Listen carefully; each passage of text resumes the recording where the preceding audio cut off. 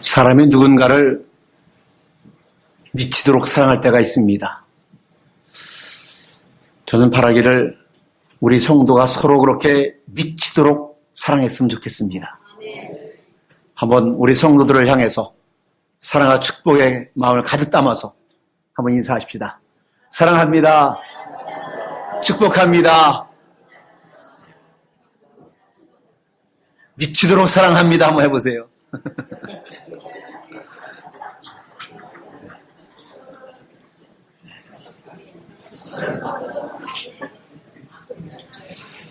요즘 한참 뜨거운 연애를 하고 있는 분 계십니까?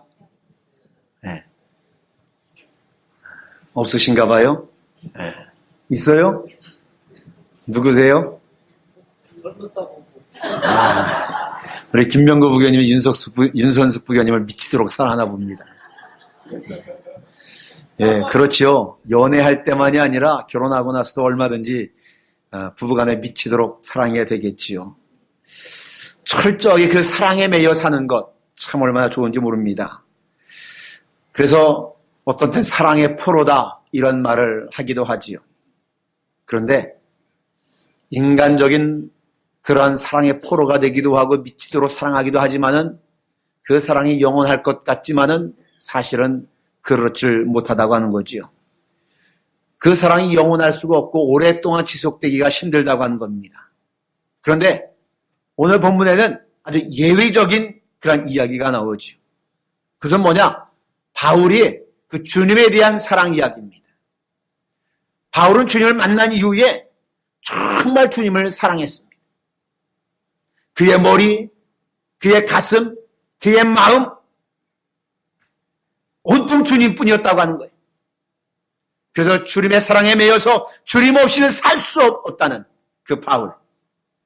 그리고 그는 정말 주님의 그 사랑에 매여서 사는 것이 온통 주님을 위한 것뿐이었다 하는 겁니다. 바울이 이렇게 주의 사랑에 매여 사는 자신의 모습을 우리가 잘 아는 갈라디아서 2장 20절 말씀에 이렇게 이야기하지요. 내가 그리스도와 함께 십자가에 못 박혔나니 그런즉 이제는 내가 사는 것이 아니요 오직 내 안에 그리스도께서 사시는 것이라. 이제 내가 육체 가운데 사는 것은 나를 사랑하사 나를 위하여 자기 자신을 버리신 하나님의 아들을 믿는 믿음 안에서 사는 것이라. 내가 지금 살고 있죠. 육체를 입고 살고 있지만은 그러나 나를 사랑하사 나를 위하여 당신의 몸을 기꺼이 버리신 하나님의 아들 그 예수를 믿는 믿음 안에서 내가 살아간다. 세월이 많이 흘렀습니다. 그런데도 바울은 여전히 주의 사랑에 매여 있다고 하는 거죠. 아니 세월이 가면 갈수록 오히려 주의 사랑에 깊이 매여 있게 되었다고 하는 겁니다. 특히 오늘 본문에서는 주님의 사랑에 매여 사는 사도 바울의 그 삶의 결정을 우리에게 보여주고 있습니다. 바울은 지금 주를 위해서 예루살렘으로 가고자 합니다. 그런데 예루살렘으로 가면 어떤 일이 기다리고 있느냐? 환영하고 환대하고 그러겠느냐? 아니에요. 예루살렘으로 가면 잡히게 될 것이고 견디기 힘든 환난을 당하게 될 것이고 아마 죽을지도 모르는 그러한 상황. 그런데 바울은 성령께서 이미 예루살렘에 가면 이러한 일이 일어날 것을 알려주셔서 알고 있었다고 하는 거예요. 사람들이 바울 앞을 눈물로 막아섭니다. 선생님이요, 예루살렘을 가면 안 됩니다. 위험이 도사리고 있는데 왜 거기를 가시려 합니까? 눈물로 그 앞을 막아섭니다.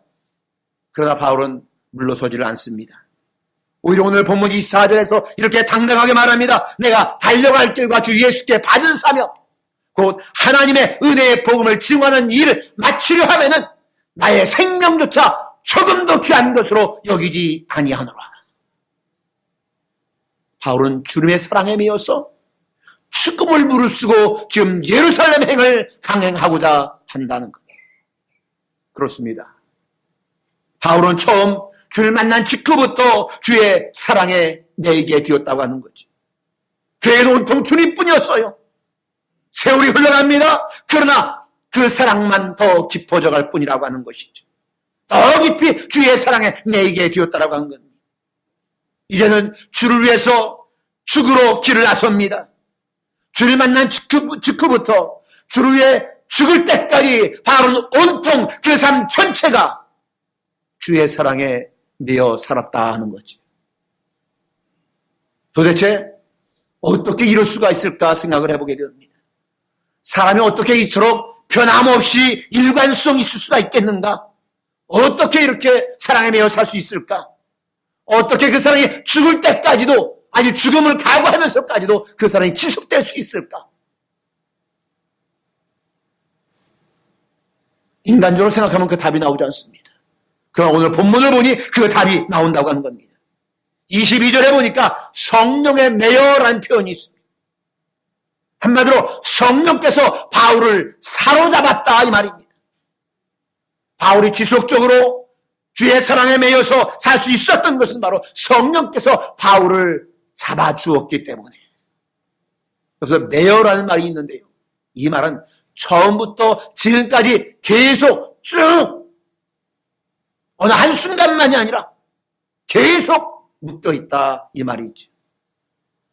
바울은 어떤 사람이냐면요, 그리스도인들을 묶어서 예루살렘으로 끌고 와서 핍박받게 만들고 처형당하게 만들고 그랬던 사람, 다메섹에도 예수 믿는 사람을 잡아다가 끌고 오려고, 그를 묶어서 오려고 다메섹으로 가던 사람.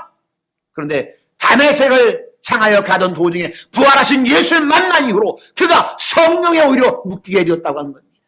예수 믿는 사람을 잡으려고 묶으려고 갔던 그 사람이 다메섹에서 예수를 만난 이후에 그가 성령께 사로잡히고 묶이게 되었다고 하는 것이죠. 그리고는 이 땅의 삶을 마감하는 그날까지 바울은 오직 성령께 묶여서 매여서 살았다는 것이죠. 여러분, 그렇습니다. 우리가 계속 주님의 사랑에 매여서 살고자 원한다면 우리는 성령께 매임을 당해야 된다 하는 겁니다. 내 뜻대로, 내 기분대로, 내 감정대로 주님을 사랑하면은 그것 오래 갈 수가 없어요. 조금만 상황이 변해도, 조금만 조건만 바뀌어도 그 상황은 식어져 버리고 안이 버려지고 만다고 하는 겁니다. 주님에 대한 사랑도 이 기복이 업다운이 심해요. 자기 감정대로 사랑하면은, 자기 기분대로 사랑하면은 자기의 기분이 업다운 될 때마다 주님에 대한 사랑도 업다운 되어진다고 하는 거지. 때로는 그러다가 아예 주의 사랑을 잃어버리기까지 하고, 그래서 우리가 기도할 때에 주님, 주에 대한 첫사랑을 회복하게 해달라고 기도하는 것도 그 주의 사랑을 어느덧 잃어버리니까 그렇다고 하는 것이죠. 그러면은 우리가 주님의 사랑에 매여 산다고 하는 것, 성령에 매여 산다고 하는 것, 무엇을 말하겠느냐? 오늘 본문 우리가 자세히 한번 살펴보겠습니다. 첫째로 주님의 사랑에 매여 산다고 하는 것은, 성령에 매여 산다고 하는 것은, 그것은 모르고 가는 것이라는 겁니다. 모르고 가는 것.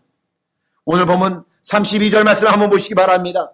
보라, 이제 나는 성령에 매여 예루살렘으로 가는데 거기서 무슨 일을 당하는지 알지 못하노라. 여러분, 바울은 지금 성령에 매여서 예루살렘으로 간다고 그러잖아요. 그런데 거기서 예루살렘에 가서 내가 무슨 일을 겪을는지 내가 모른다고 하는 거예요. 무슨 말이냐? 그저 성령께서 이끄시는 대로 자기는 순종하며 그냥 따를 뿐이라는 거예요. 그렇습니다. 성령에 매여 산다고 하는 것은요, 나는 몰라도 성령께서 인도하시는 대로 따라가는 것입니다. 어디로 가야 할지, 가는 도중에 어떤 일이 생기는지 몰라요. 그렇지만 성령께서 이끄시니 그 이끄시는 대로 간다 이겁니다. 성령께서 다 잘 아시고 나를 위해서 최선의 길로 이끄실 것을 믿으면서 알지 못하지만은 그저 성령에 순종하고 따라간다는 거지. 히브리서 11장 8절에 이렇게 말씀합니다. 믿음으로 아브라함은 부르심을 받았을 때에 순종하여 장래의 유업으로 받을 땅에 나아갔을 갈 바를 알지 못하고 나갔다. 아브라함이 하나님께 부름을 받았을 때에, 고향을 떠날 때의 그런 이야기입니다. 그가 갈 바를 알지 못했다고 하는 거예요. 어디로 가야 하는지도 몰랐고요. 가는 도중에 무슨 일이 생길는지도 전혀 알 수 없었다고 하는 겁니다. 그저 가라는 명령만 받고 그 길을 나섰다고 하는 것이죠. 창세기 12장 1절에서도 이렇게 말합니다. 여호와께서 아브라함에게 이르시되 너는 너의 고향과 친척과 아버지의 집을 떠나 내가 네게 보여줄 땅으로 가라. 이 말씀을 잘 보시기 바랍니다.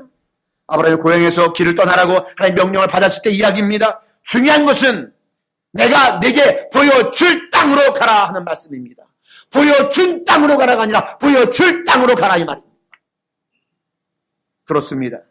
하나님께서는요, 앞으로 우리가 가야 할 길을 확실하게 보여주신 후에 인도하지 않는다고 하는 거죠. 가면서 하나씩 또 하나씩 보여주면서 그렇게 인도한다고 하는 거죠.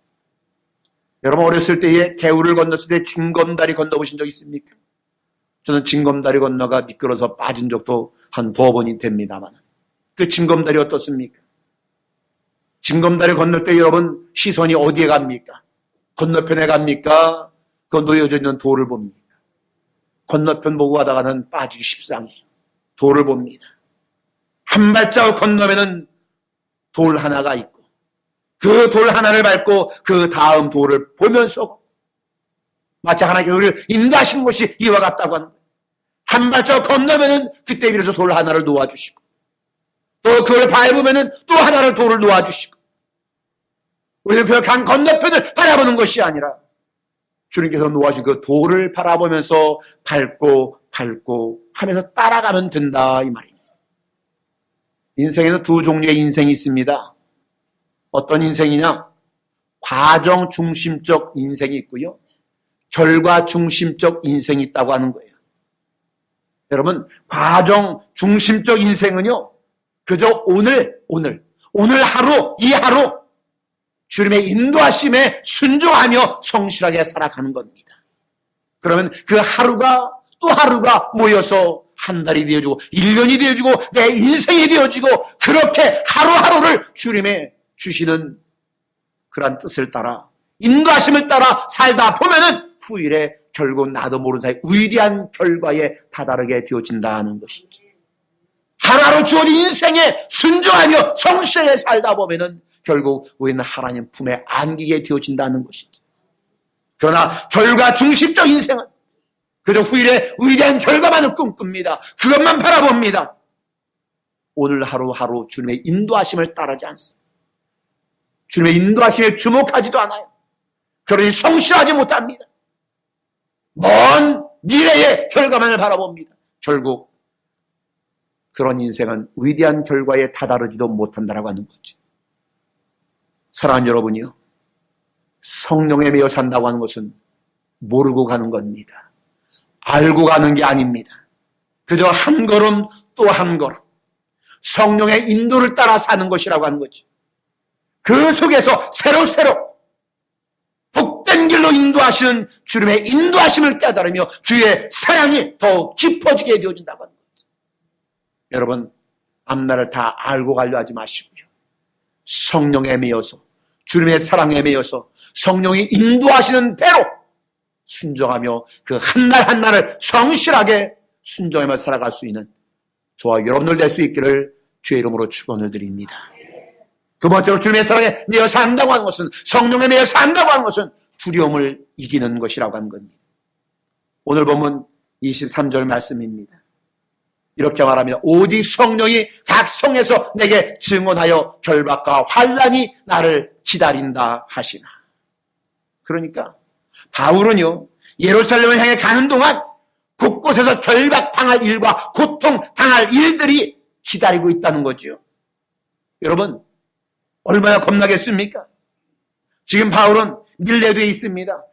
예루살렘까지는 우선 배를 타야 되고요. 배를 여러 차례 갈아타고 가이사랴까지 가야 됩니다. 가는 동안 여러 항구를 거쳐야 됩니다. 그리고 가이사랴에 도착했다고 해서 예루살렘 바라보면 예루살렘까지도 육로로 또 여러 도시를 거쳐서 가야 됩니다. 이 여행 자체만도 힘든데 이때 바울의 나이가 60이 넘었다고 하는 거예요. 요즘 60이야 팔팔한 60이라고 합니다만 옛날 60이면은 완전 할아버지 중에서 상할아버지지. 그 몸을 이끌고 그 여정이 얼마나 힘들었겠냐. 그 자체만으로 겁이 나는 일입니다. 그런데 가는 곳마다 그래도 편한 잠자리가 보장돼 있고 좋은 음식들이 있고 많은 사람들이 따뜻하게 환대해주고 그렇더라면은 그래도 갈만하겠지.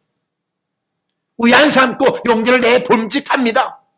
그러나 상황은 정반대였다고 한 겁니다. 때로 옥에 갇힐 것이랍니다. 그 심한 고통을 겪을 것이랍니다. 여러분, 여행 자체도 겁이 나는데 결박과 고통이 기다린다고 하는 겁니다. 여러분 같으면 겁이 안 나겠습니까?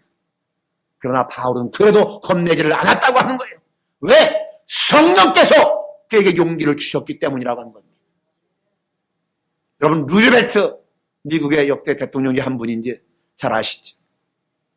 탁월한 위기관리 능력을 가졌던 그런 대통령입니다. 1920년에 미국의 대경제공황을 당할 때에 두려움에 사로잡혀 있던 미국인들에게 비전과 용기를 심어주었고 그 위기를 잘 돌파한 대통령입니다. 그러나 루즈벨트는 개인적으로는 두려움과 싸워야 했다고 하는 겁니다. 1920년 대통령 선거에서 부통령 후보로 지명되었지만은 결국 선거에서는 패배하고 맙니다.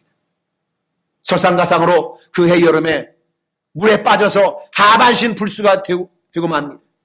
치명적인 장애를 갖게 된 것이죠. 쇠로 받침대를 만들어서 다리에 붙이고 휠체어를 타고 다니는 신세가 됐습니다. 옷도 자기 손으로 손수 입지 못하는, 다리도 쓸 수 없게 된, 모두가 말합니다. 정치 생명은 물론이거니와 그의 인생도 끝났다. 여러분, 하반신 불수가 된 사람이 무슨 정치, 인생 자체도 힘들다. 모두 그렇게 이야기했습니다. 그런데 그의 곁에는 사랑하는 아내 엘레나가 있었다고 하는 거죠. 오늘 루즈벨트가 엘레나에게 묻습니다. 여보, 내가 이렇게 불구자가 되었는데 지금도 나를 사랑하오? 루즈벨트는 심각하게 묻는 거지요. 그런데 엘레나가 미소 지으며 대답합니다. 나는 당신의 다리를 사랑한 것이 아니라 당신 전부를 사랑합니다. 루즈벨트가 용기를 얻습니다. 다시 도전합니다. 그리고 대통령이 됩니다. 경제공황 잘 수습합니다. 무려 4번에 걸쳐서 대통령을 연임합니다. 그의 곁에는 두려울 때 용기를 주는 아내가 있었다고 하는 것이죠. 사랑 여러분이요, 우리가 성령에 미어 산다라고 하는 것은 바로는 성령의 의로를 받으며 성령의 주시는 힘을 갖고 산다고 하는 것. 성령께서 우리 곁에 계셔서 우리를 위로해 주시고 용기를 주신 줄로 믿습니다.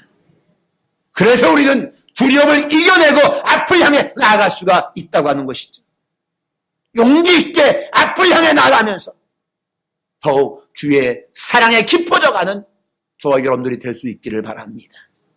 세 번째로, 주님의 사랑에 매여 산다고 하는 것, 성령에 매여 산다고 하는 것, 이것은 사명을 완수하는 것이라는 겁니다. 오늘 보면 24절 다시 한번 봅니다. 다 같이. 자, 시작.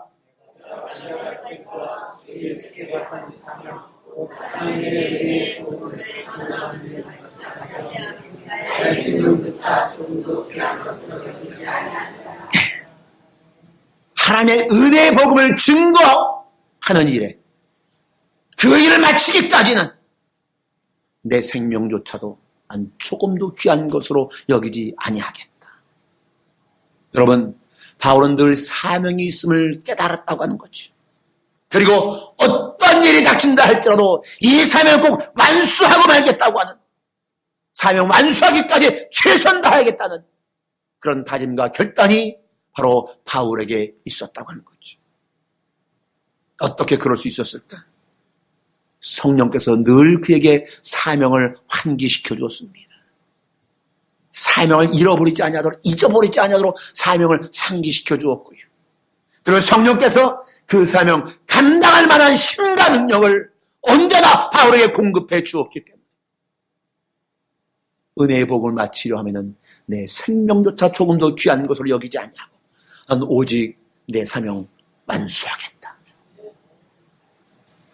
여러분, 세계에서 영향력 있는 사람들이 많이 있습니다만 그 여성 중에서 영향력 있는 사람 중에 한 사람을 오프라 윈프리라는 흑인 여성 사회자, 지금은 이제 은퇴했습니다만, 이분이 이것이 사명이다 하는 책을 저술했습니다. 자서전적 이야기입니다. 이 책에서 윈프라는 자기 나름대로의 인생 철학을 거기에 써놓았는데, 그 인생 철학은 성경에서 배웠다고 하는 겁니다. 특별히 모세에게서 그 인생 철학을 그가 배웠고 그 배운 대로 자기가 살았다고 합니다. 네 가지를 그 책에서 이야기합니다. 첫째, 남보다 더 가졌다는 것은 축복이 아니라 사명이다. 여러분, 좋은 집에 살고 좋은 차 굴리고 땅도 많고 가진 것이 많으면 축복이라 생각하죠. 윈프라는 그건 축복이 아니라 사명이다라고 깨달았다고 합니다.